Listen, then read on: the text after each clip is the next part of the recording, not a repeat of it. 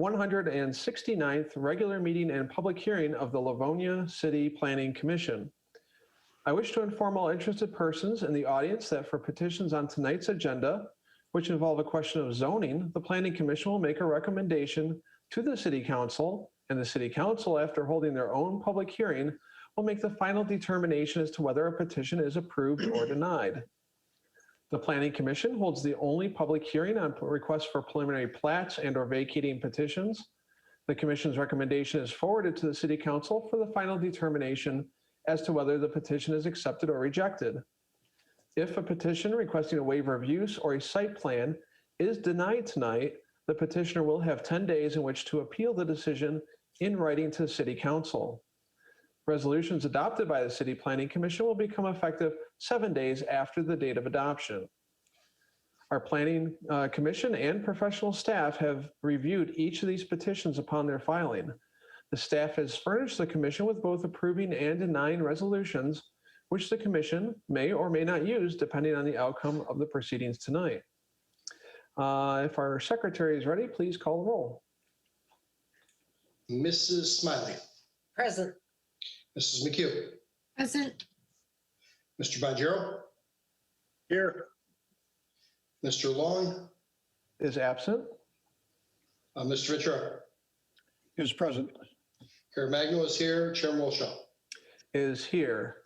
Also with us tonight from our planning staff, we have Mark Toromina, Stephanie Reese, and I think that is it. So they will be helping us out throughout the meeting and providing background information on these petitions or any other questions that we may have. For those in our audience, the format will be that we'll start with each petition. Our planning department will give background on each of these petitions that we have on our agenda tonight.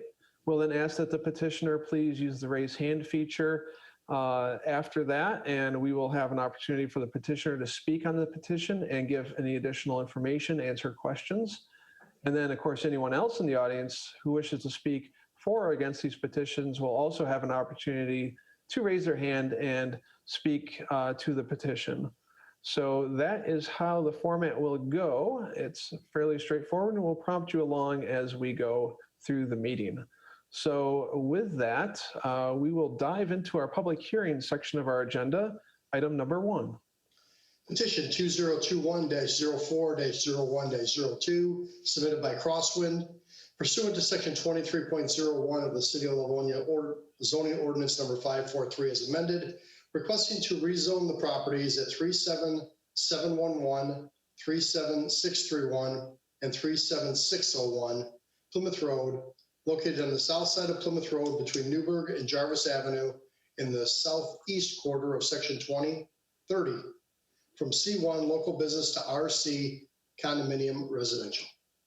Great, thank you, Mr. Caremagno. Mr. Toromina. Thank you, Mr. Chairman. This rezoning request involves 3 contiguous parcels that are located at the southwest corner of Plymouth and Jug Handle Roads. The 3 parcels combined measure roughly 3.4 acres with 298 feet of frontage on Plymouth Road to the north, 136 feet of frontage on Edward Hines to the south, and then roughly 395 feet of frontage on Jug Handle to the east. The site is currently undeveloped. Located immediately to the west of the properties is the Hunters Park site condominium. That area is zoned R1, one family residential. Looking to the north across Plymouth Road are residential homes that are zoned RUF, Rural Urban Farm. To the south is the Middle Rouge Parkway and Hines Drive. And then east across Jug Handle is the Community Alliance Credit Union, Zone C1 local business. Commercial zoning on this property was established in the late 1950s, early 1960s, prior to the construction of Jug Handle Road, and at a time when these properties were actually part of a larger group of parcels that were under common ownership and extended east to Newburgh Road. In 1990, the city rezoned the properties to the current classification, C1. The purpose of the rezoning to RC condominium residential is to facilitate the future development of a residential condominium project that would utilize the planned residential development standards, which are in Article 20. RC zoning allows for condominium multiple dwellings as a permitted use, subject to the review of the Planning Commission and City Council. And the PRD option is a special waiver that, if approved, would allow for reduced lot sizes, yard setbacks, and reduced other reductions in dimensional regulations that would help overcome some of the natural or other unique obstacles or constraints that pose a challenge to developing this property under conventional design standards. In the case of the RC district, the maximum allowable density is based on the number of bedrooms per dwelling unit. So for 2-bedroom homes, the permitted density is roughly 10 units per acre. For 3-bedroom homes, the density is 8 dwelling units an acre. Thus, for the 3.36 acre site, the maximum number of 2-bedroom homes could be as many as 34, or if they're all 3-bedroom homes, it could be 27. You're looking at a conceptual plan that was presented. Again, it's only preliminary. And as you can see, it shows 15 lots, which works out to roughly 4.46 dwelling units per acre, which is only slightly more than what the R1 one-family zoning would allow for. But clearly, it's well below the density allowance that would be permitted under the proposed RC zoning. Article 20 does not specify a minimum lot size. This design concept shows that many of the lots would measure roughly 40 feet by 100 feet for a total of 4,000 square feet. All the home sites, as you can see, would front on a new internal street that would have access from Jug Handle.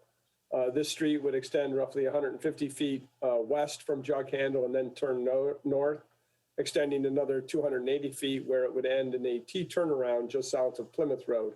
So the only connecting point is Jug Handle. It does not include Plymouth Road. The plan shows a stormwater detention basin and a forebay in the northeast corner of the site.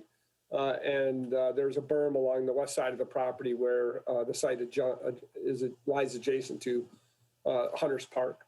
The future land use plan does designate the subject property as corridor commercial.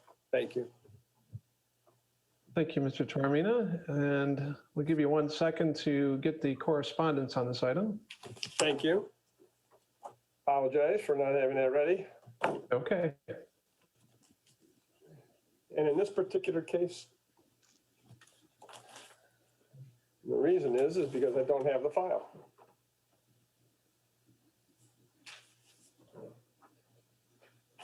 Now I do. So Very good. we do have 3 items of correspondence. The first is dated April 14th, and it's from our engineering division, and it reads as follows. In accordance with your request, the engineering division has reviewed the above referenced petition. We have no objections to the proposed rezoning at this time. The properties are assigned the addresses of 37601, 37631, and 37711 Plymouth Road. The original legal descriptions included on the plans submitted by the owner appear to be correct, while the combined description has a couple of bearing errors that should be corrected prior to being used. The proposed development is currently serviced by public water main, storm, and sanitary sewers. Most of the systems are owned by Wayne County, with the exception of one small section of water main that is owned by the city. The developer will need to submit plans to Wayne County and possibly the city for permitting and utility connections. Easements will need to be provided for the new water and sanitary sewers, as well as portions of the storm sewer that are to be maintained by the city. At this time, Exhibit B drawings have not been provided to show proposed easements, so we cannot determine if the proposed easements are correct. The proposed construction will be required to meet the Wayne County Stormwater Ordinance, including detention requirements. Detention is shown on the preliminary plans, and a full review of the proposed development will be completed when the plans are submitted for permitting, although it should be noted that the developer will be required to submit soil borings for roadway and detention areas, indicating soil makeup and water level elevations, regular and seasonal. The submitted drawings indicate that the proposed roadways are to be 27 feet wide with no right-of-way noted. Current engineering department standards require roadways to be a minimum of 31 feet wide and a minimum right-of-way width of 60 feet to be able to meet on-street parking and movement requirements, as well as maintenance of utilities and pavement.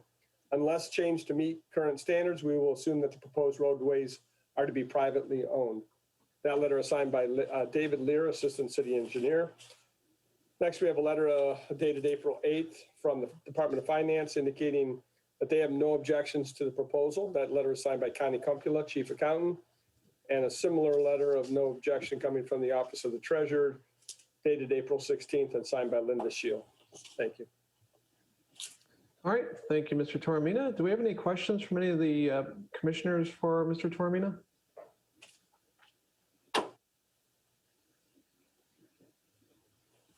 No questions? Okay, we do have Mr. Pastor in the audience, who I believe is representing our petitioner. So I'm going to give him a chance here to unmute himself. And again, we'll ask that you start with your name and address for our record. Good evening, Mr. Pastor. Good evening. Can you hear me? We hear you. Is there anyone else from your team with you tonight? Not that I'm aware of. I know that I'm representing Leo. So my address is 33461 Capri Court, Livonia, Michigan. And again, my name is John Pastor, here on behalf of Leo Sauvé Building Homes. Okay, great. Thank you, Mr. Pastor. And of course, just as a reminder to our audience, tonight we are looking at a rezoning request. So most of the discussion is going to be focused on the zoning of this property and what is appropriate for it, as opposed to a lot of discussion about the site plan, although some discussion of the conceptual site plan may come into effect, but just want to set that expectation. Regardless of what happens with this tonight, the site plan would come back as a separate item. So, Mr. Pastor, is there anything else that you'd like to add from what you've heard from our planning staff already? No, Mark did an excellent job, and I'm just here to answer any questions that you might have. Okay, great. Appreciate that. Do we have any questions from any of the commissioners for our petitioner?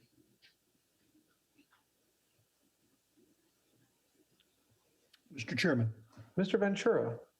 Mr. Pastor, the site has been cleared of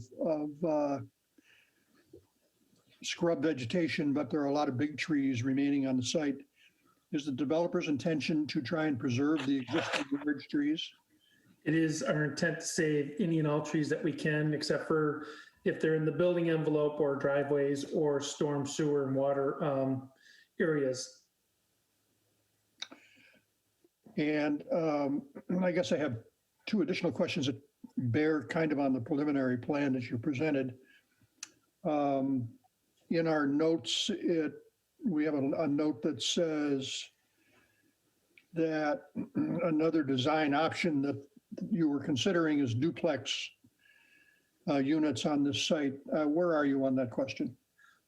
We want to go with the plan that's forward because we believe that this is a better product for individual homes as opposed to having houses that are conjoined together. So Great. I think that's more consistent with the adjacent development as well. So I'm happy to hear that. Also, Mr. Toromina noted that the roads, or the engineer noted that the roads don't meet the city requirements. Is it your plan to change that, or is it the plan to have these be private roads? As far as I know right now, he wants to put it as a private road. I don't know if you know, but Capri Court, I believe, is 27 foot, and it actually doesn't work out too bad. But I believe that he is doing a 27 foot at this stage. Okay, thank you, Mr. Pastor. Thank you, Mr. Wilshaw.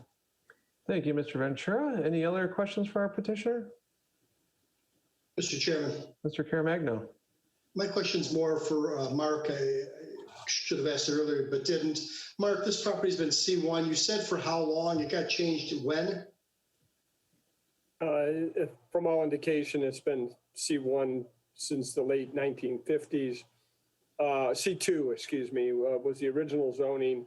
It was sometime in the 90s that it was changed from C2 to C1, and it's remained that way ever since. So it's been commercially zoned for what, nearly 60 years. Has there been any other interest in putting a commercial building here? And if there has or could be, what could that be? Just a couple of examples. That's a great question. The 20 plus years that I've been with the city, I've received a handful of calls on this property over the years. This property, as well as the property across from Jug Handle. They were all owned together at one time, single ownership. Nothing ever obviously came to fruition on this. The credit union, as you know, developed that parcel separately, purchased and developed that separately. Not for the last couple of years have I had any calls on this particular piece of property. So what could be built on it? More than likely you're looking at something similar to what you see across the street. Could there be a 7-Eleven or a restaurant put in here? A convenience store is absolutely treated as a permitted use in the C1 district. Any type of retail or office building, those are all permitted uses. The more intensive operations allowed under C1, such as restaurants, that would require waiver use approval. But generally speaking, any retail business, office business would be permitted. Okay, I'm just trying to weigh out what could go in there, and obviously nothing has went in there for 60 years or so. And okay, thank you. Thank you, Mr. Caramagno. Any other questions for our petitioner or for planning staff?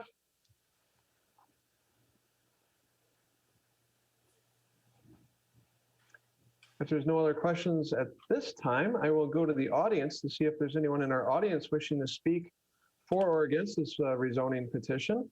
If you would like to speak, you can click the raise hand button and we will recognize you. For those who have phoned into our meeting, you can dial *9 to raise your hand. If you're interested, is there anyone in our audience wishing to speak on this item? We do have one person who has raised their hand. Let me acknowledge them. They're listed as Catherine Whitten, and I'll give you a chance to unmute yourself and introduce yourself with your name and address, please. It's Catherine Whitten. I'm at 11751 Hunters Park Court. And according to that site plan, it looks like there's 2 units behind my house. I'm the one with the pool. Is that Okay. true?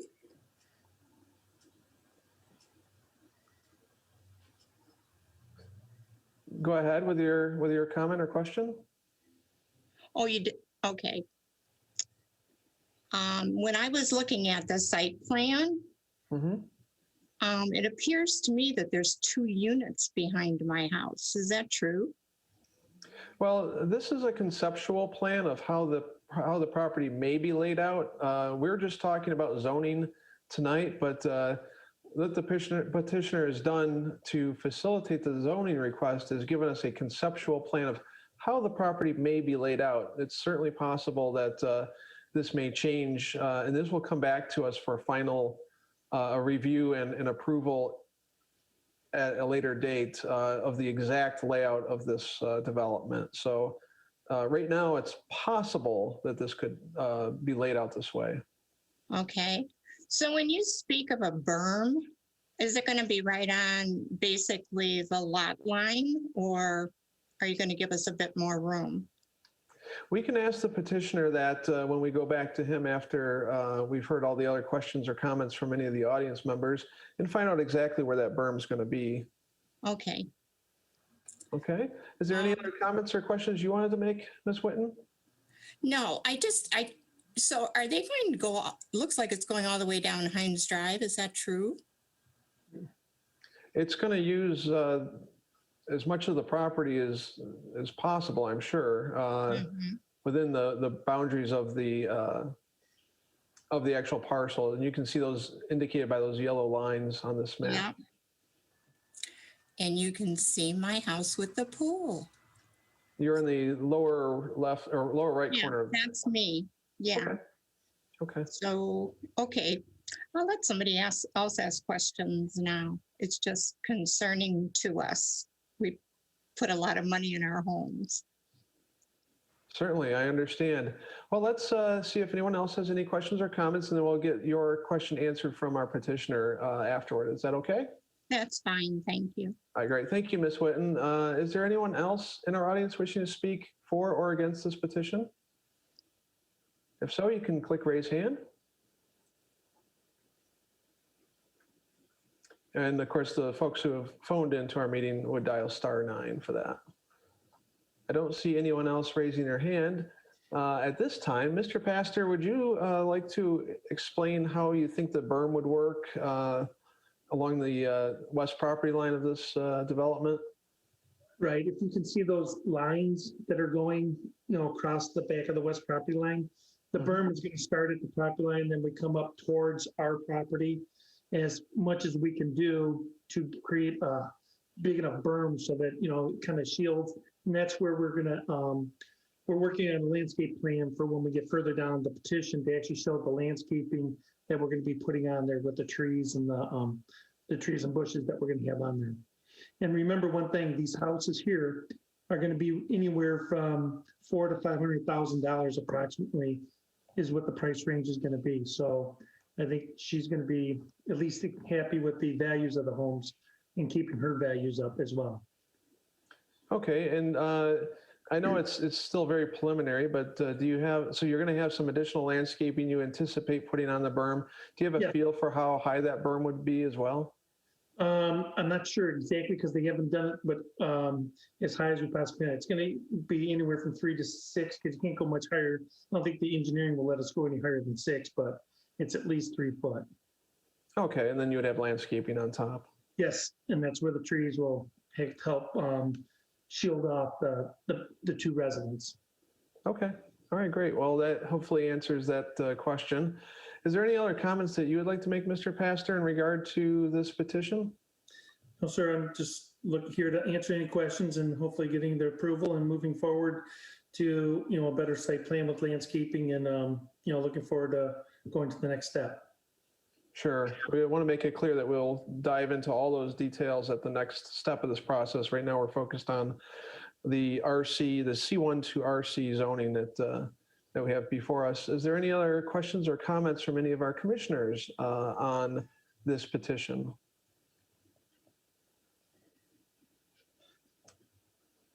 If there are none, I will close the public hearing at this time. And did I hear someone? Okay.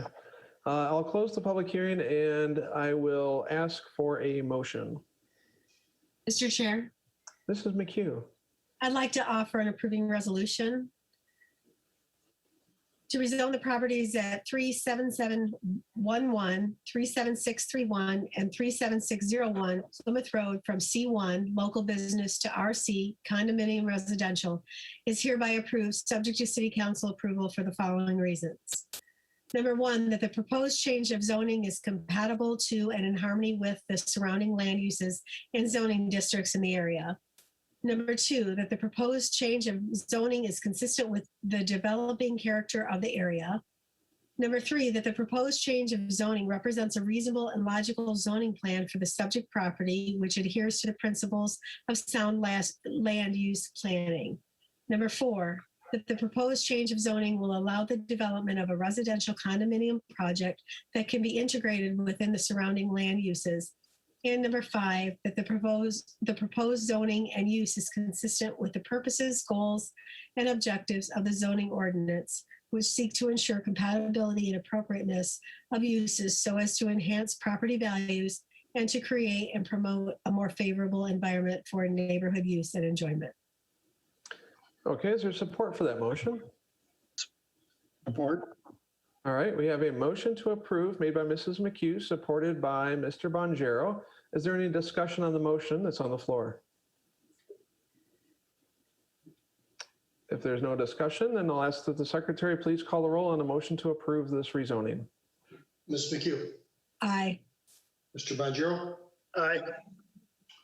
Mrs. Smiley. Aye. Mr. Ventura. Aye. Carabagno votes aye. Chairman Wilshaw. Votes aye, motion passes. And this will go on to City Council with an approving recommendation. The City Council will hold their own review and vote on this rezoning request. And we will have the petitioner come back to us with a site plan where the details of the homes, the layout, the design of the homes, landscaping, and so on will be reviewed by the Planning Commission and City Council for those in our audience who are interested to continue following this. So there's still a few steps to go. And if you're interested, continue to follow this item as it goes through City Council and back to us. So thank you all for coming tonight. Thank you, Mr. Pastor, and we'll move on to our next item. Thank you. Thank you, sir. Mr. Caremagno.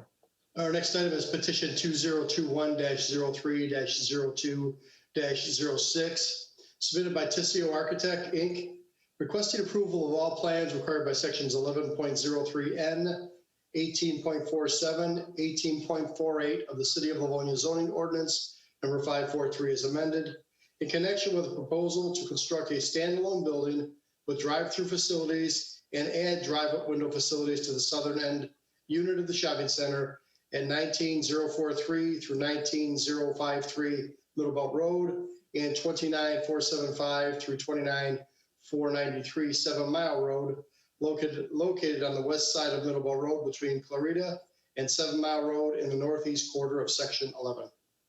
Thank you, Mr. Caremagno. Mr. Tormina. Thank you, Mr. Chairman. Again, this is a request to construct an outlot building with drive-through facilities at the Mid-7 Shopping Plaza, which is located at the southwest corner of Middle Belt and 7 Mile Roads. This site is roughly 5.4 acres in area. It has 250 feet of frontage on Middle Belt Road and roughly 330 feet on 7 Mile Road. Mid-7 consists of a single building with approximately 56,700 square feet of leasable floor space. As you can see from this aerial photograph, parking is mostly available between the storefronts and Middle Belt Road. The two main tenants within the shopping plaza are Pet Supplies Plus and Planet Fitness. The city recently approved a drive-up ATM kiosk, which is located at the south end of the property. It does not appear on this aerial photograph. The subject site is presently divided into 3 zoning classifications. Those are C2, general commercial, C1, local business, and P, parking. There is a pending petition to rezone the entire property to C2. First reading was granted or was given by City Council on March 22nd. The rezoning of this property is required in order to construct the outlot building. So the new outlot would be situated in the southeast corner of the main parking lot. This is between the Boston Market, which is to the north, and the Wendy's restaurant to the south, neither of which are part of this site. The building shown would be 1 story in height and about 2,000 square feet in total area. The area needed for the development of the outlot would impact about 50 parking spaces. A specific user has not yet been identified. The floor plan that was presented is very generic. It shows only an open interior layout for the building. There are no demising walls, and it would suggest that it's really for a single user, most likely a restaurant. In terms of the drive-up facilities, the pickup window, as you can see here, would be located on the south side of the building. The traffic lane serving the drive-up would be on the west side with stacking for roughly 8 vehicles, not including the space at the pickup window. The lane here would be about 12 feet wide. It would be one way in direction, and it would be dedicated solely for the drive-up and would not contain a bypass lane. There would be a single curb opening here to the drive-up service lane, and that would be from an existing 2-way traffic aisle that is located about 92 feet or about 100 feet north of the building, and that drive aisle has direct access to Middle Belt Road. There would be 20 parking spaces provided here between the building, the outlot building, and the main drive aisle. The spaces on the west side of the parking lot as you can see, would be separated from the drive-through lane by means of these, well, there would be two separations. There would be this walkway between the drive lane and the spaces here on the west side, and then a striped a section of pavement between the parking and the drive aisle here, or the drive-through lane. The building would be set back roughly 25 feet from Middle Belt Road. The zoning ordinance does require a setback of at least 60 feet. So the current design will require a variance for deficient building setback. By comparison, the Boston Market and the Wendy's restaurants are roughly 27 feet and 62 feet respectively. So the Boston Market is much closer to the right-of-way, very similar to what's proposed here, whereas the Wendy's does have a conforming setback. Building materials include split face block along the base.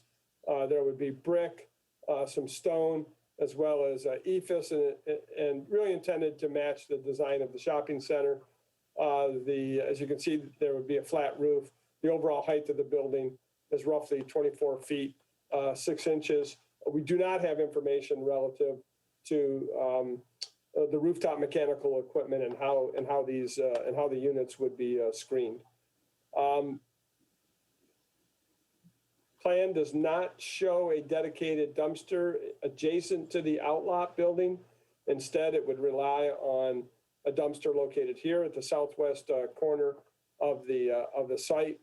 In terms of parking, Mid-7 Plaza is required to have 302 parking spaces. With the outlot, that is going to increase to 313 spaces. The plaza currently has 307 spaces, but with this development, the total number of spaces is reduced to 272. So we increase the GLA, or the leasable area, reduce the amount of parking. The deficiency increases to 41 spaces, and that is something that would require a variance from the Zoning Board of Appeals. The other aspect of this petition is a proposed drive-up window at the south end of the shopping center, where there are currently 2 vacant units. The traffic lane serving the drive-up would actually commence here at the north end of the plaza, and then continue along the back of the building for a distance of over 500 feet. Then turn east, where there would be a one-way drive. This would be 2-way directional traffic. But once you get to this point, they're showing a one-way drive aisle that would provide stacking for the pickup window located here at the south end of the plaza. At its narrowest point, this drive aisle is roughly 24 feet wide. The plan does show how the dumpsters that are presently located along the back would be placed within enclosures. To help direct traffic to this drive up, the plan is showing 8 directional signs placed throughout the site. These freestanding signs would all measure roughly 4 feet, 4 inches in height, and would be between 2.5 to 4 square feet in area. But the zoning ordinance does limit the area of directional signs, however, to 2 square feet. So these signs that they're showing are actually larger than what the ordinance proposes. That's a third item that would require review by the Zoning Board of Appeals. So with that, Mr. Chairman, I'll be happy to read out the correspondence. Sure, go ahead. First item from our engineering division is dated May 7th, and it reads, in accordance with your request, the engineering division has reviewed the above referenced petition. We have no objections to the proposed project at this time. The property associated with the project is assigned the address ranges of 19043 through 19053 Middle Belt Road and 29475 through 29493 7 Mile Road, with the address of 19043 Middle Belt being assigned to the overall parcel.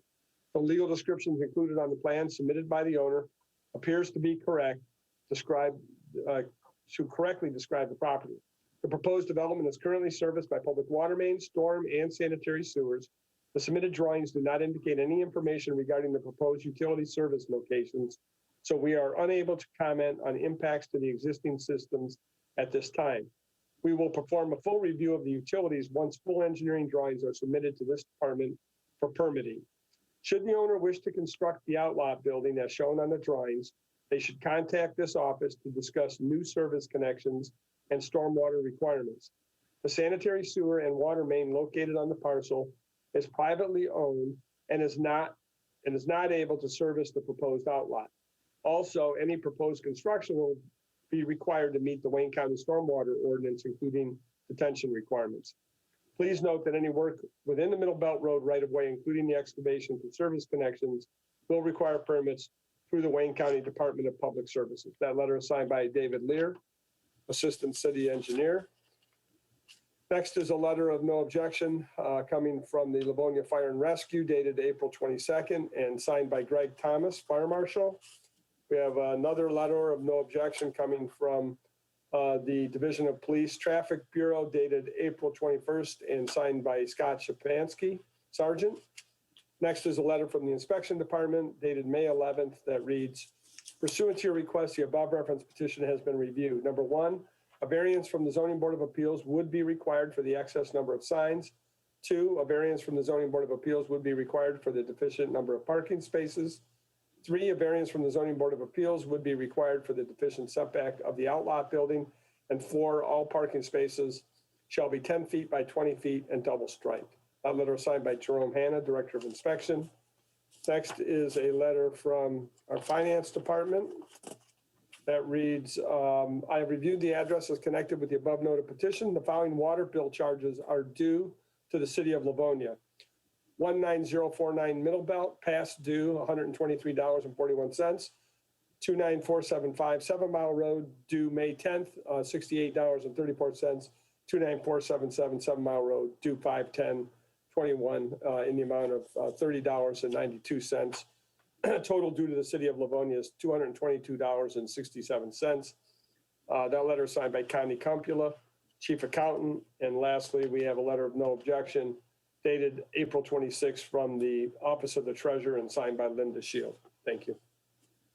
All right, thank you, Mr. Tormina. Do we have any questions for our planning staff from any of the commissioners? If not, is our petitioner in the audience tonight? I believe Mr. Tissio is here. Let me give him a chance to talk. Good evening, Mr. Tissio. You can unmute yourself. Good evening. Can you hear me? We hear you.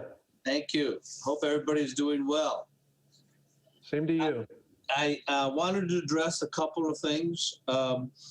The issue with the bypass lane, if we could go to the next sheet, I believe it is, Mark, if you have control of that. It has a blow up of the outlot. One of the things that I noticed actually over the weekend was I went by the Smoothie King property right behind ours, and I noticed that they have a bypass lane that goes straight out, but not the full bypass to the first 2 or 3 cars. If that becomes an issue, we could have the similar situation where they, in this case, I think it's car number 4, would drive straight out. We would reduce the size of that landscape island to allow that car to escape out. So it would be almost a mirror image of what they have currently at the Smoothie King location. So if that, again, I can offer that it would work, because obviously it was approved before at Smoothie King. I believe the last time we had a discussion that Mark had mentioned that the city is going through a reviewing process to look at parking ratios for the city, and those will be modified as well. And if we need to change the directional signage, that's fine. Excuse me, I'm a little surprised about the water due bills, but I'm sure that will be addressed shortly. Excuse me. I believe Mr. Danaha's on the line. I know that he had a function at his one of his sons or daughter's school, and he was going to come on late. I don't know if he's in the audience or not. So, I have any questions? Great, thank you, Mr. Tissio. We know who you are, but for our vast worldwide internet audience, could you please give us your name and address for our record? Oh, excuse me. Yes, Ben Tissio. I'm an architect. My office location is 19815 Farmington Road in Livonia. Very good, thank you, sir. And we do have another person raising their hand. I believe that may be Mr. Denha, so let me allow him to speak. He can unmute himself by, he's coming in through telephone, so he can unmute himself by dialing *6, I believe it is. Good evening. Hello, Mr. Chair. Hello, Mr. Chair. Can everybody hear me? This is Kevin Denha. Yes, we do hear you. Thank you. Good evening. Oh, good evening, everybody. My address is 700 North Old Woodward Avenue, Suite 300, Birmingham, Michigan. Appreciate you guys taking the time. With respect to this site, I know we've reviewed it a little bit in the past. These drive-throughs are being proposed to really help solidify and fill the center. And listening to Mr. Tormina's description, which is very thorough, as you guys are aware, there's no restaurants in the center right now. There's always a ton of parking available, and as we discussed in the past, obviously any users will be subject to your guys' approval. I do not have any as of yet, purely because my marketing hasn't gone into full effect based on timelines, delivery, approval, obviously, et cetera. I think the water bills Mr. Tissio and Mr. Tormina addressed were either tenants overages or what have you, but I'll have my office look at that, but they're very nominal, but they'll be addressed. Sure. Okay. That's something that council will follow up on too. So you have time on that. Thank you for being here, Mr. Denha. Is there anyone on or the commission who has any questions in regard to this petition for either Mr. Tissio or Mr. Denha? Mr. Chair. We'll start with Mr. Bonjero, and I believe Mrs. Smiley's next. I have just a couple comments and maybe a couple questions for either Ben or Mr. Denha. I see there's construction going on those two on the end cap on the mall. Looks like you're doing the white boxes already on those two down there. Yes, sir. There's permits going. I saw guys working in there. I know you didn't prep for the window yet on that. You're probably waiting to hear what the results are. I'm assuming. But when I pretended it was there, like a coffee shop, whatever. So I drove around the back. First question, are you guys going to resurface? So the question, Mr. Denha, is about resurfacing the parking lot in the roadway. Yeah. Behind the mall, behind. Yeah, so great question. Just a couple things. We have a tenant going into the interior space adjacent to the wig shop. So that's the white box you see going on, obviously. So in the advent of trying to save money, I'm just white boxing both spaces. Yeah, obviously, sure. I didn't do the drive-through window for obvious reasons.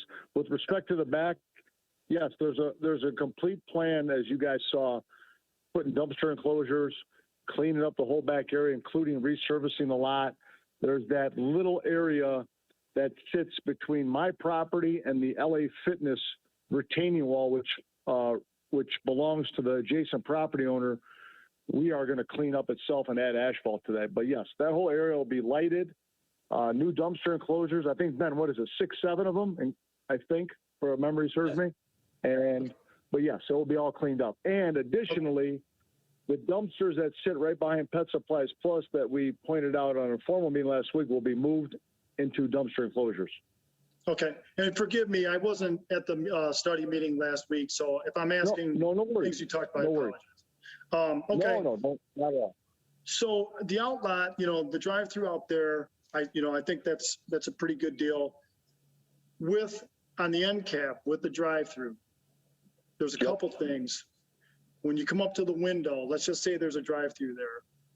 You can't even see anybody walk coming out that could potentially step out in front of cars leaving the drive-through, if you understand what I'm saying. And today I kind of parked along the building and I had the hood of the car just kind of outward, and a couple of the guys working inside stepped out in front of me. And that was, that concerned me right off the bat. And then the other thing I was looking at is right now, there's not a lot of action going in that parking lot, but doing all this, you're hoping to achieve, a full parking lot, obviously. I'm having a hard time figuring out how that's going to work with that ATM drive-through right there. So I had a question. Can you move that ATM further down the parking lot going towards Middlebelt? I'm just saying, I'm just throwing it out there. Is that an option? So to answer your question, with respect to the ATM, we can't move it. It is where it is. Okay. Per my lease agreement, actually, Mr. Tissio did that on behalf of Citizens Bank. So I know he's got more bandwidth. Second of all, Ben, you want to address the curb we talked about with the drive-through and the end cap, specifically what he's talking about? Because I think we had a good solve for that. Yes. Am I on? Am I open on the mic? You are, Mr. Tissio. Yeah. Go ahead. We did something actually for Citizens Bank, something very similar to this at a shopping center out at Lake Orion. And what we did to address that safety issue is we actually put in a guardrail at the end of that walk so nobody can walk directly south from that walk. They would have to walk out into that other lane out in front of the store. So that's an easy fix. Yeah, for sure. Yeah. Okay. And then with regards to underground retention, are you planning for that for the outlot?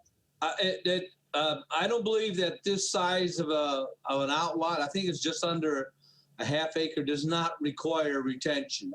If we have to do something, we would do it underground and not take it above ground. Okay. Just in the engineer's notes, he had, Dave Lear had stated it was a private system. So I'm just throwing that out there. Yes. I didn't know if it's in your plan, but whatever. But Ben, I think you addressed that with Mr. Lear on his letter after we received it, correct? I believe I did. All of the utilities and everything are on site. So, but I did not feel that because of the size of this lot that we would need any kind of stormwater retention. I believe there's I'd have to look at the ordinance, but it may be a 2 or 3 acre size that kicks in when you need underground retention. Okay. Okay. I think that answers my questions. Thank you. Great. Thank you, Thank you, Mr. sir. Bonjero. Good questions. Is there anyone else on the commission wishing to ask questions? Ms. Smiley? Yes, I was wondering, there seems to be a lot of drive-throughs in that particular area. They're across the street, a lot of restaurants and drive-through, the Sonics there and that Tropical Cafe. There's a lot of, it seems like a lot of places that have food or fast food. You said you don't have people looking like for the outlock or for that end cap in the way of restaurants? If I could answer that. Let me answer that, Ben, for a minute. So to answer your question, ma'am, is I haven't been marketing full force because of timelines and everybody wants timelines. But yes, I am going to market that for restaurant / quick service restaurant users, i.e. like a smoothie shop or some sort of other restaurant that needs a drive-through, because obviously that's where everything is moving towards. So yes, my full intention is to have those drive-throughs be restaurants of some sort when I have some timelines and or approval from the city, but they will be restaurants. Okay, well, I'm just thinking that hopefully with this COVID over, everybody won't be driving through. They'll actually be sitting down or going in places. Yeah, go ahead. I have many centers, and if anything, if they're going to sit down, it's going to be in a lot smaller square footage footprints. And I'll be quite candid with you, whoever's got the best app at the food is going to win. And that's the way these drive-throughs and drive up, pick up windows work right now. So I think you're going to see less people sitting down in these footprints. And I'm seeing it with people already requesting the downsize because carryouts, app, et cetera. If I could add something to that, I am seeing more and more requests from clients of wanting drive up, not just for restaurants. We actually did a smoke shop recently, and the same tenants came to me and said that, hey, if you could find me a place with a drive up window, I'll take it in a minute, because that's the way the future is. So we're trying to stay a little bit ahead of the curve and address the demand. And I think I've pointed out to this commission on a couple occasions, and I'll just forgive me for being redundant. You know, I've had this center for about 7 years, and obviously we ripped it apart and remodeled it, et cetera. And our challenge here has been, you know, leasing. And these same spots that are vacant have been vacant since that day I bought the center, except for the fact when Family Dollar closed about 6 months after I bought the center, which was fine. They were a filthy tenant anyways. So be that as it may, this part of the center, the end on the attached building end cap is the deepest part of the center at about 102 to 105 feet of depth. So I'm trying to attract a tenant, and the way to do that is the drive-through. And obviously the outlot speaks for itself based on the visibility, extra parking, et cetera. Yeah, I can see the outlet. I'm having a real problem with that end cap, and there's like so much going on there. I don't know. And then once these things get filled up in traffic, I'm Commissioner. That's my thought. Okay. All right, let's see if there's anyone else who has any questions or comments on the commission before we go to our audience. Anyone else wishing to ask any questions from the commission? Mr. Chairman. Mr. Ventura. Mr. Denha, I just want to clarify something. You mentioned the dumpster at the north end of the drive aisle by Pet Supplies Plus. During our study session, we pointed out that dumpster there creates kind of a dangerous situation.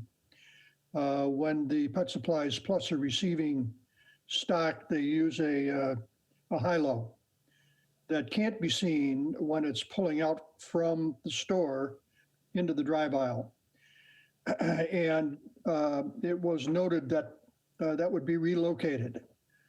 Is that the case? When you made your presentation, you said that it would be put in an enclosure, but I want to confirm that it's going to be somewhere else besides there. Yeah, those dumpsters are going to be moved to the enclosures we have depicted on the site plan.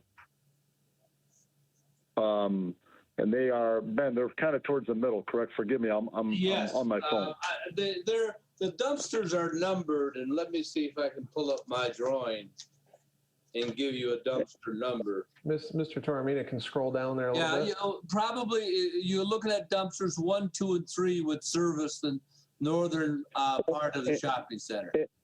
And one thing I want to point out, Mr. Ventura, I think I mentioned at our study session, I'm going to explore a compactor as well. I'm not going down that road yet. I want to get all this stuff down, but I'm going to do it if it's feasible, where I can eliminate some of these dumpsters and everybody can start sharing a little bit in some of this to clean it up back there. Now, so I haven't given it much thought as far as presented to you guys, but that's my thoughts down the road once, if in fact we cross these hurdles here.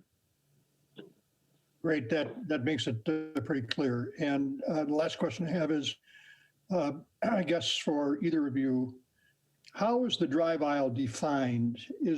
Are there curbs on either side of the drive aisle, or is it strictly paint, or how is it defined?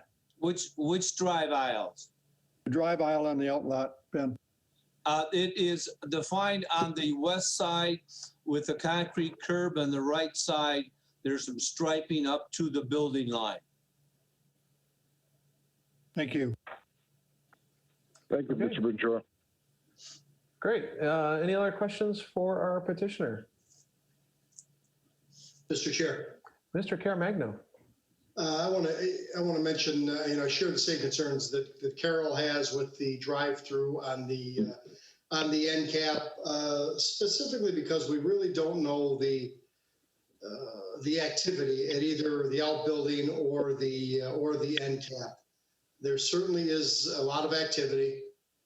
Again, whether we're talking about a cigar shop, a bagel shop, coffee shop, the outbuilding, what type of restaurant that may be, we just don't know that at this time.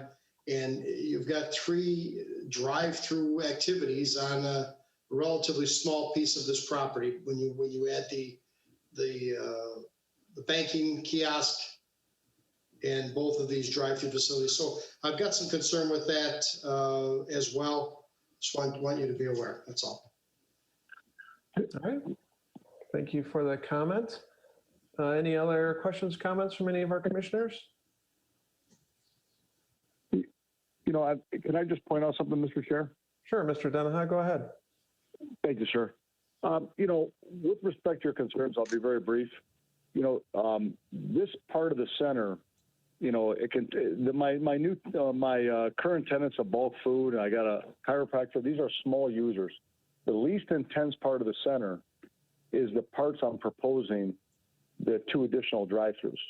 And it is an ocean of parking since the day I bought the center, and you guys probably drive by it and see the same thing. I mean, so the last thing I want to do is create an albatross for my existing tenants.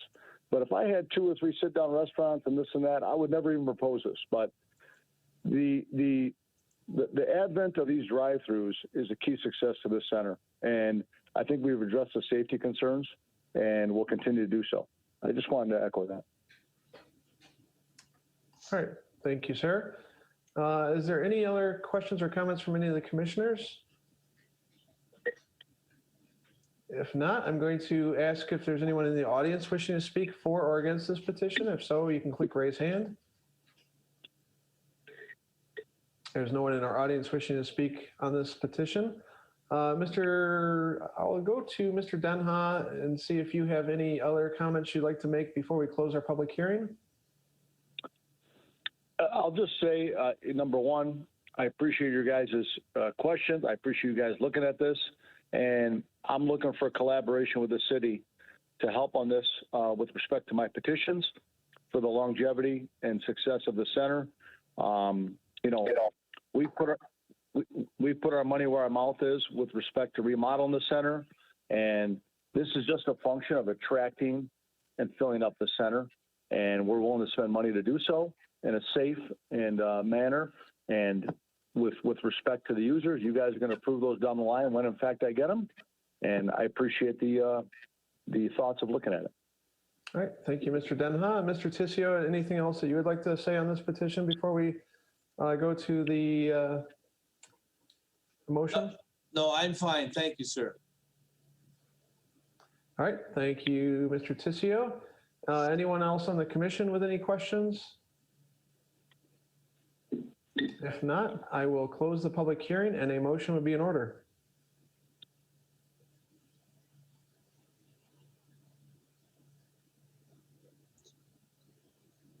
Chairman, Mr. Ventura.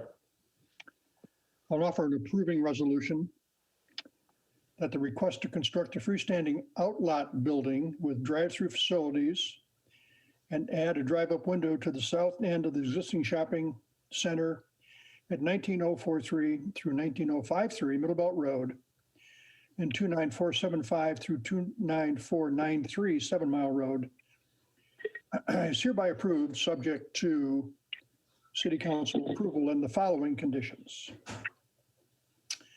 Number one, that the preliminary site plan identified as sheet number P1 dated March 12, 2021, as revised, prepared by Tissio Architects, Inc., but not including the drive-up window on the south end of the shopping center building, is hereby approved and shall be adhered to. Installation of a drive-up window at the south end of the shopping center building and all signage related thereto may be reconsidered by the Planning Commission once a specific tenant or user is identified. Number two, this approval is subject to City Council waiving the requirement for a bypass lane in connection with the operation of a drive-up window for the outlot building. Number three, that the service area behind the shopping center shall be repaired, resealed, and restriped as necessary to the satisfaction of the inspection department. That the site's trash dumpsters shall be enclosed. That the 3 walls of the trash dumpster area shall be constructed out of building materials that shall complement that of the building. The enclosure gate shall be of solid panel steel construction or durable, long-lasting solid panel fiberglass. Number 4, that all parking spaces shall be double striped at 10 feet wide by 20 feet in length. That the landscape plan identified as sheet number L101 dated May 7th, 2021, as revised, prepared by Element Studio, Inc., is hereby approved and shall be adhered to. That all disturbed lawn areas shall be sodded in lieu of hydroseeding. Number 7, that underground sprinklers are to be provided for all landscaped and sodded areas, and all planted materials shall be installed to the satisfaction of the inspection department and thereafter permanently maintained in a healthy condition. Number 8, that the outlot building elevation plan identified as sheet number P4, dated March 12, 2021, is revised by Tissio Architects, Inc., is hereby approved and shall be adhered to. Number 9, that all rooftop mechanical equipment shall be concealed from public view on all sides by screening that shall be of a compatible character, material, and color to the other exterior materials on the building. Number 10, that this approval is subject to the petitioner being granted variances from the Zoning Board of Appeals for deficient building setback and deficient parking and any conditions related thereto. Number 11, that all new pole-mounted light fixtures shall not exceed a height of 20 feet and should be aimed and shielded to minimize stray light trespassing across property lines and glaring into adjacent roadways.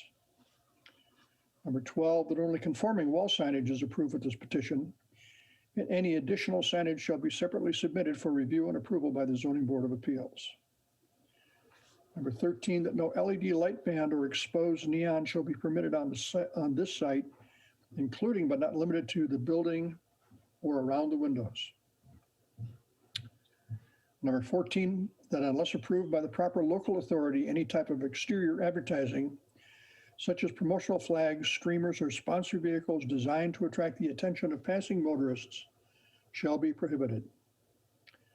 Number 15, that the specific plans referenced in this approving resolution shall be submitted to the inspection department at the time the building permits are applied for. And number 16, pursuant to section 19.10 of ordinance number 543, the zoning ordinance of the city of Livonia, this approval is valid for a period of 1 year only from the date of approval by the city council. And unless a building permit is obtained, this approval shall be null and void at the expiration of said period. All right, is there support for that motion? Support. All right, we have a motion on the floor to approve by Mr. Ventura with several conditions supported by Mrs. Smiley. Is there any discussion on the motion? If there's no discussion on the motion, would Mr. Secretary please call the roll? Mr. Ventura? Aye. Mrs. Smiley? Aye. Mrs. McHugh? Aye. Mr. Bonjero? Aye. Caremagno votes aye. Chairman Wilshaw? Votes aye, motion passes, and we'll go to City Council with an approving recommendation. Thank you, gentlemen, for coming this evening, and we wish you luck with the changes. Thanks, everybody. You guys have a great week. Yes. Good night. Thank Good you, and we now move on to the miscellaneous item section of our agenda. We have item number 3, Mr. Secretary. Petition 2020-11-02-10 submitted by LS Equity LLC, requesting approval to revise the plans approved by City Council on January 13, 2021. Council Resolution number 14-21, involving the redevelopment of the commercial shopping center Shops of Livonia, including demolishing a portion of the existing building, constructing a full-service restaurant with drive-through facilities, Chick-Fil-A, constructing an addition and renovating the exterior facade of the existing building, and constructing a multi-tenant retail building with drive-through facilities at 29250 through 29350 Plymouth Road, located on the north side of Plymouth Road between Haller Avenue and Middlebelt Road in the southwest quarter of Section 25. Thank you, sir. These things are getting longer in their descriptions, I think. I don't know if you've noticed that. Mr. Tormina. Thank you, Mr. Chairman. This is a request to revise the previously approved plans for the Shops of Livonia, which is at the northeast corner of Plymouth and Middlebelt Roads. This project was approved by City Council on January 13th. And as originally presented, the Shops of Livonia was to be developed in 3 phases. Phase 1 included demolishing portions of the existing shopping center building and constructing a Chick-Fil-A restaurant with drive-through facilities. Phase 2 involved the development of a new outlet retail building in the front parking lot adjacent to Plymouth Road. And then Phase 3 entailed expanding and renovating the existing building. So the petitioner is now proposing a number of changes. I'm going to go over these briefly and allow them to describe them in greater detail. And if you indulge me for a second, I will zoom in on those areas that we'll be discussing, which will hopefully make sense. So the first major change is this new addition off the northwest corner of the main retail building. This is behind the area identified as tenant number 1. This expansion area measures roughly 27 feet by 37 feet and would accommodate a truck dock for deliveries. Also shown here is a proposed compactor, a temporary generator, as well as an enclosed recycling and dumpster area. The addition that was approved in the northeast corner of the building has been reduced. This is directly behind tenant number 2. The new area here measures 54 feet by 20 feet, I believe, for a total of roughly 3,500 square feet. Originally, it was almost double that size. As a result of these changes, the area behind the building is now large enough to allow trucks to turn around. Additionally, the north driveway here along Middle Belt Road would be widened, and these changes are really being made. They're intended to allow trucks to turn around to both enter and exit from Middle Belt Road, and these would correspond to some additional changes to the design in front of the shopping center that is intended to discourage truck traffic from exiting out to Plymouth Road. So as you can see, the pattern that's shown here. Whoops, I apologize for that. Let me get back to the larger plan. As you can see, what they've done here is they're showing the truck movements both in and out, and the ability, hopefully, to turn around and then exit out to Middle Belt Road. Retail building number 1, the outlot building adjacent to Plymouth Road, that too has been downsized from about 8,900 square feet to 6,000 square feet. This would allow for 8 additional parking spaces along the east side of the building. And with the net reduction in leasable area, so when you consider the reduction here at the northeast corner of the building, the reduction to retail 1, the required parking goes from 413 down to 404 spaces.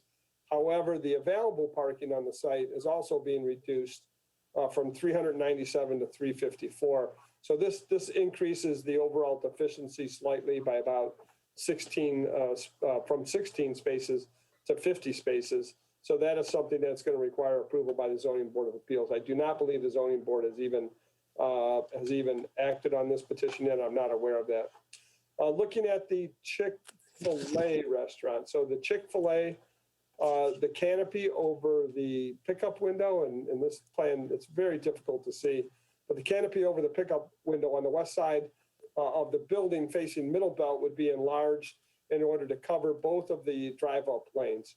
The original canopy was about 56 feet by 11 feet, and the new canopy would measure 75 feet by 30 feet and require a variance from the Zoning Board of Appeals due to a deficient setback. So the building here is right at the setback line, 60 feet, extending that canopy closer to Middle Belt Road.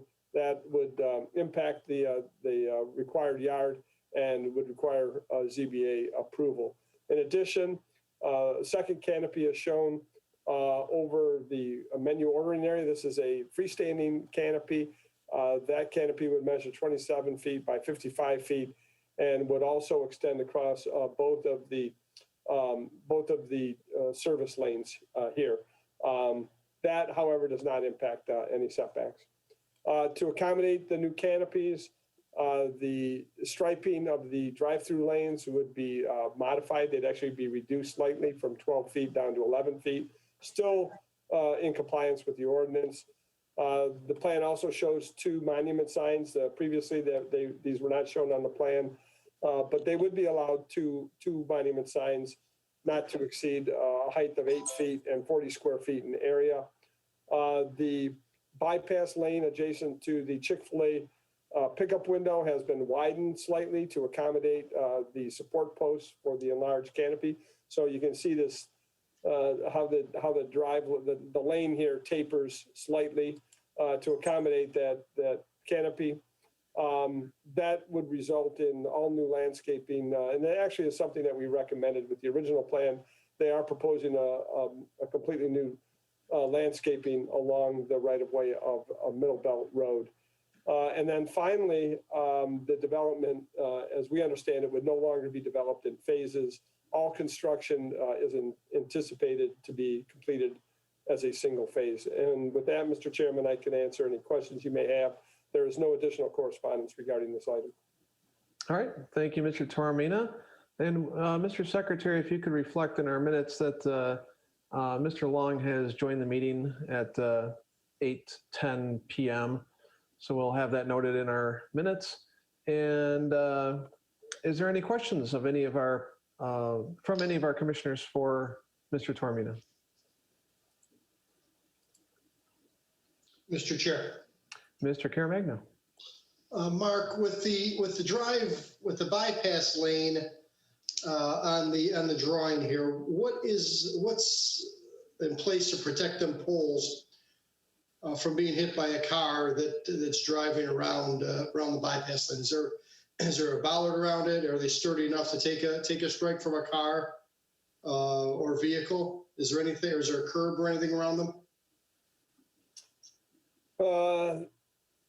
I'm going to defer that question to the project architect. I don't see anything noted on the plan. I believe the support posts are illustrated. I don't believe those represent any kind of protective bollards. Looking at the rendering, not really showing anything as well. So to answer your question, I'm not aware of how they intend to mark or protect these posts, which I believe is what your question is, right? Exactly. I don't know if they're aluminum poles, if they're easily knocked down if a car strikes them or something. I just don't know. So yeah, they can answer that. Thank you, Mark. Good question, Mr. Caremagno. We'll see if our petitioner can answer that when we get to him. Any other questions, comments from any of the commissioners for Mr. Toromina? I don't see anything else. Our petitioners are in the audience. Let's see, Mr. Lurk was, Mr. Jarborough are here. Let me give them opportunities to unmute themselves. We'll start with Mr. Jarborough. Good evening. Mr. Lurk can also unmute himself when he's ready. Good evening. Good evening. Thank you for having us tonight. I appreciate your guys' time. Frank Jarbo from Signature Management, 4198 Orchard Lake Road, Suite 250. As you can see, we've made some minor tweaks to our site plan, hopefully to make it better. We've increased, decreased some square footages, and the canopy is probably the biggest thing here, just critical to servicing the Chick-fil-A customers and making sure that the people working there are also protected as well. As far as your question about the canopy and the safety of it, if somebody driving through the bypass lane, those are all, the footings are in the ground. It would take a pretty big car accident to knock out just one of those. And if one was knocked out, that's why there's several other supports to continue to support that canopy. So they're cemented, guaranteed, and screwed in, so they're pretty safe, I would say. All right, thank you. Any other comments that you'd like to make about these modifications before we go to questions? Mr. Jarborough? No, I'm just here to answer any questions, any concerns. I think we've gone through it. Mr. Toromina did a great job explaining the the minor tweaks that we did. We hope that it's actually, I think everything's a positive, reducing a little bit of square footages, keeping the trucks off the main drag of the shopping center and one way in, one way out. I think that's critical to just, any, trucks and not having them in the path of other people driving through the parking lot. Obviously, we've gone from a phasing plan to doing everything at once. And so that we're, go in there, finish this thing off and make sure it's nice and crisp and new for the city. But I'm here to answer any questions or any concerns. Very good, thank you. And with us tonight, we also have Mr. Lurk. Good evening, sir. If you want to just introduce yourself to get your name and address on our record in case there's any questions for you. Sure. Justin Lurk, Principal Development Lead for Chick-Fil-A. Address is 5200 Buffington Road, Atlanta, Georgia.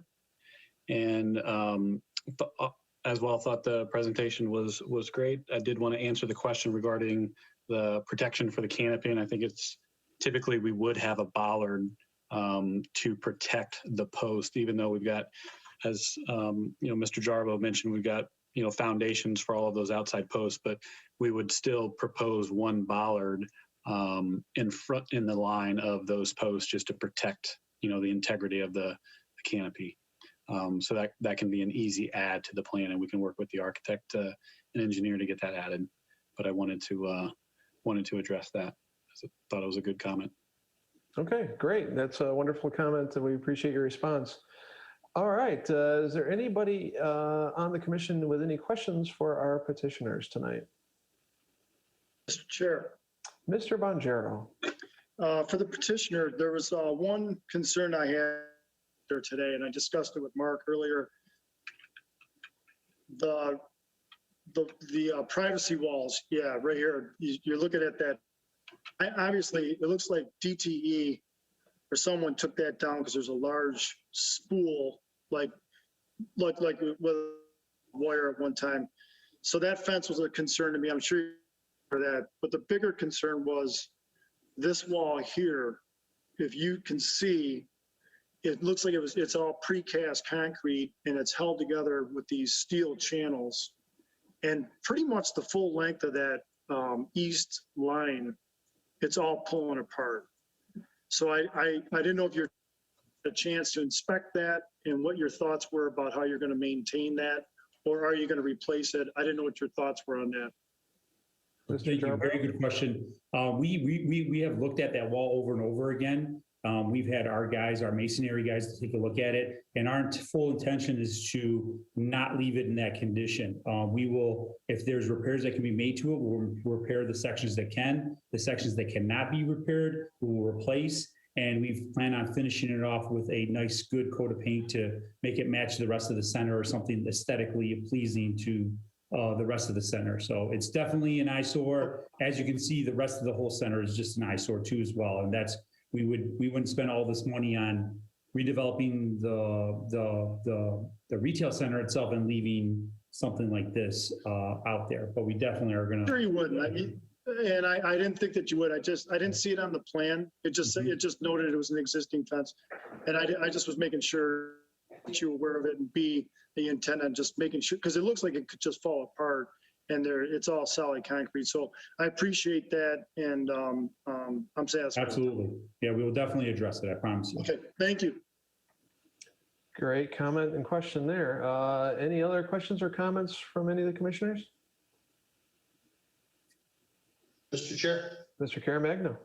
I just had a couple I wanted to follow from the study session last week. Two of the questions I had were cement in the truck turnaround area on the northeast end of the property. Was that considered, and is that going to be cement in place of asphalt?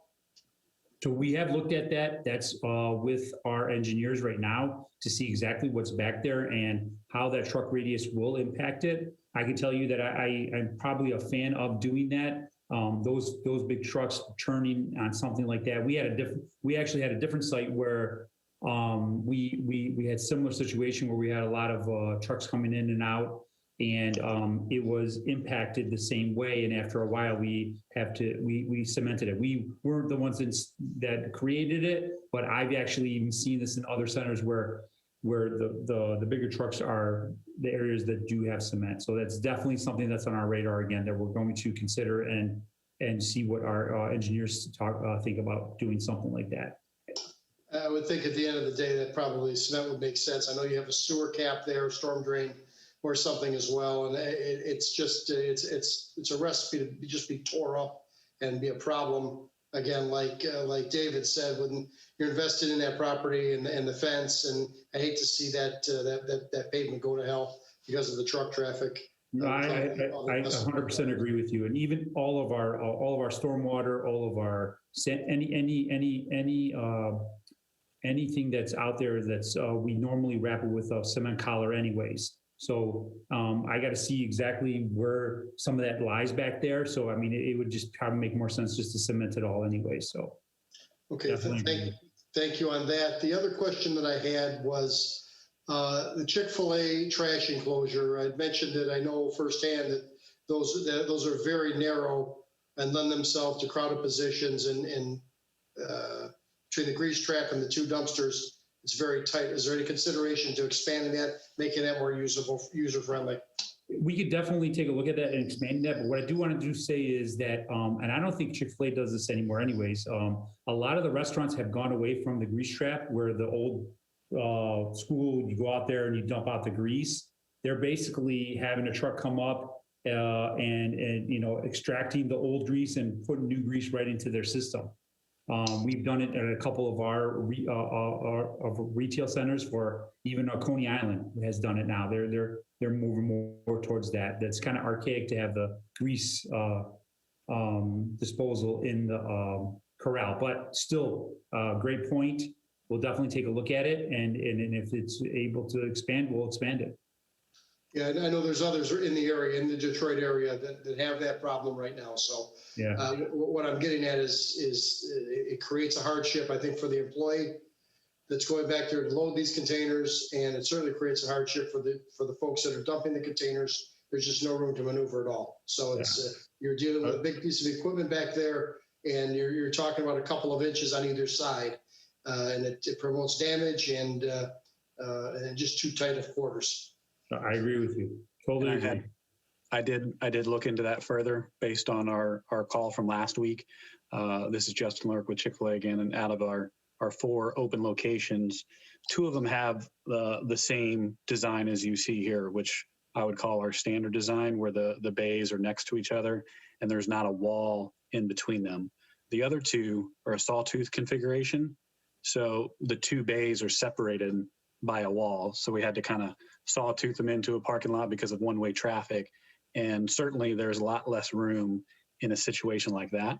Do you know a standard size for the dumpsters that you guys typically have in this area? Because I can look at that as it compares to some of the other areas that we're working in as well. I don't have it off the top of my head, but I can get it to Mark, and Mark can perhaps get it to you. That'd be fantastic. And then I can just backboard it off of what we designed the dumpster corrals to handle. And if they're bigger, dumpsters, then absolutely would love to work with Frank and figure out how to maybe make that bigger and give you guys some more room. Thank you. Pleasure. Great, thank you for those comments and questions. That seems like something that we could fairly easily sort out. Any other questions or comments from any of the commissioners for our petitioner?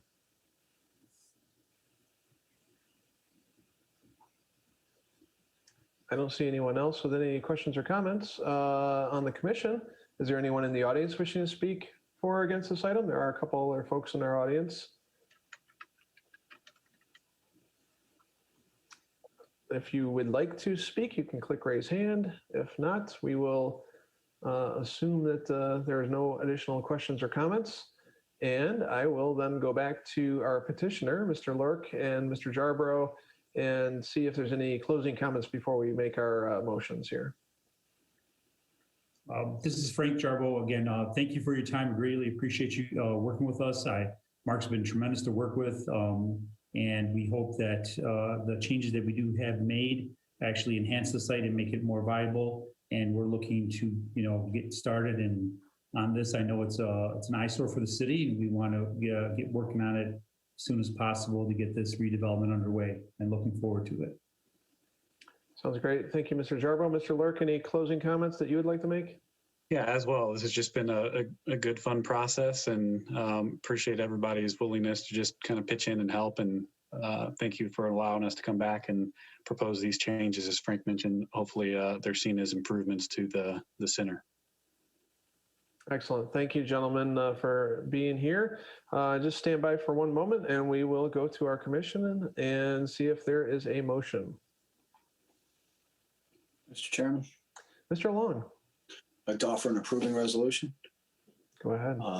That the request to revise the plans approved by City Council on January 13th, 2021, CR number 14-21, involving the redevelopment of the commercial shopping center, Shops of Livonia, at 29250 to 29350 Plymouth Road, is hereby approved, subject to City Council approval and the following conditions. That the changes as outlined in the letter dated April 13th, 2021 from Atwell LLC are hereby approved and shall be adhered to. That the overall layout plan identified as sheet number C01 dated April 9, 2021 as prepared by Atwell is hereby approved and shall be adhered to. Number 3, that the truck turnaround area behind the main building shall be paved with concrete. Number 4, that the landscape plan identified as sheet number C03 dated April 9, 2021, as revised, prepared by Atwell, is hereby approved and shall be adhered to. Number 5, that all disturbed lawn areas shall be sodded in lieu of hydroseeding.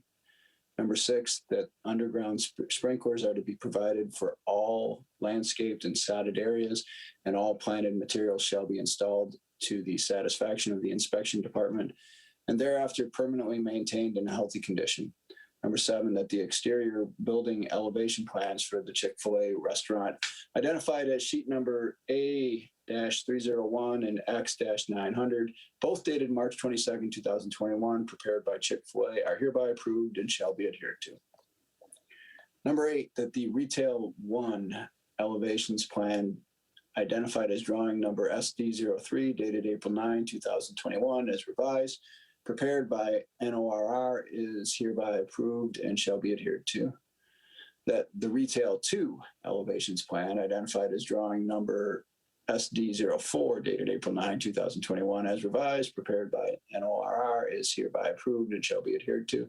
Number 10, that all rooftop mechanical equipment shall be concealed from public view on all sides by screening that shall be of a compatible character, material, and color to the other exterior materials on the building. Number 11, that the enclosed dumpster area behind the Chick-fil-A restaurant shall be enlarged to accommodate 3 dumpsters. Number 12, that this approval is subject to the petitioner being granted variances from the Zoning Board of Appeals for deficient parking and deficient building setback and any conditions related thereto. Number 13, that only conforming wall signage is approved with this petition, and any additional signage shall be separately submitted for review and approval by the Zoning Board of Appeals. Number 14, that any illumination of the Chick-fil-A canopies shall be limited to the underside of the structure, and all light fixtures shall be recessed and made flush with the established ceiling. And number 15, that all other conditions imposed by Council Resolution number 14-21, which granted approval to redevelop the commercial shopping center, Shops of Livonia, shall remain in effect to the extent that they are not in conflict with the foregoing conditions. Thank you, Mr. Long. Is there support? Support. Okay, we have an approving resolution offered by Mr. Long, supported by Mrs. McHugh. Any discussion, Mr. Tormina?